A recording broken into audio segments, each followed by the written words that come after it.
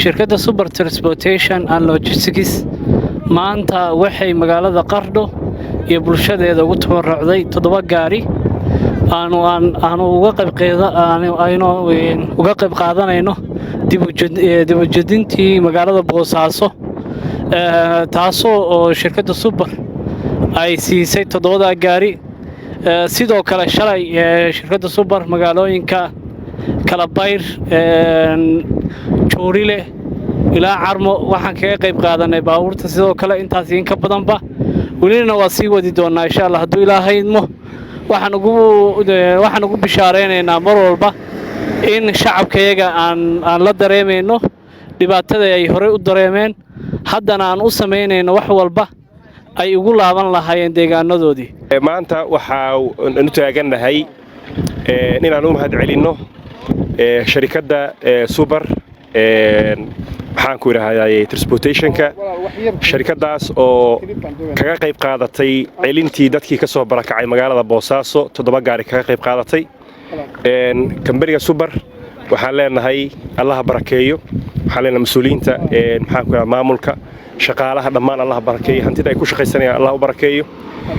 7 gaari oo kaga qayb qaateen maanta in dadka masaakiinta ah oo soo barakacay oo tabaalaysan lagu celiyo waxaan leenahay miisaanka xasanaadka Allah idin saaro dad badan baa wali magaalada ku haray dhowr boqol qoys 350 qoys ayaan ku tirinay haddana waxa baxay 70 qoys kama badna sidaa daraadeed waxaan leenahay cid kasta oo barnaamijka ka qayb qaadan karta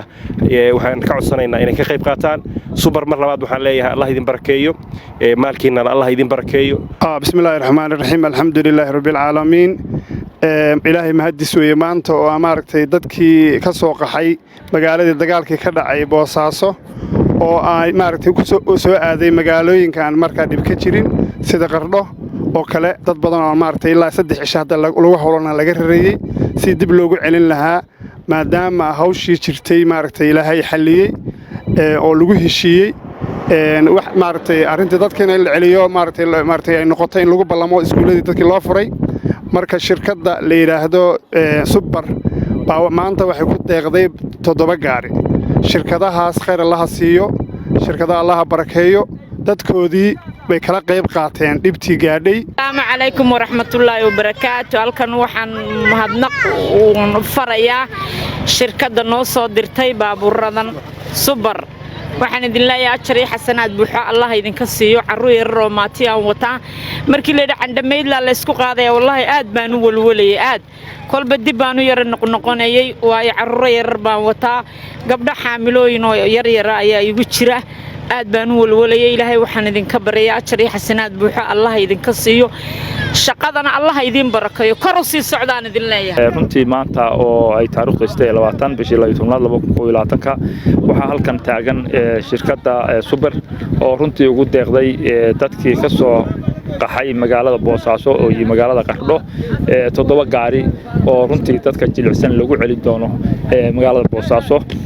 runtii markii koowaad maaha hadda ka horna waa ku deeqday waxaan leenahay insha Allah taala shirkadaha kalena sida Super oo kale inay ugu deeqaan dadka soo barakacay oo raba inay guryahoodii dib ugu noqdaan runtii waxaan rabnaa in iyaguna inay ka qaybsadaan shirkado badan baa jira oo runtii ka shaqeysta maamulka Puntland ama dawladda Puntland gudaheeda oo shirkadahaas oo dadka u kala qaada magaalooyinka kala duwan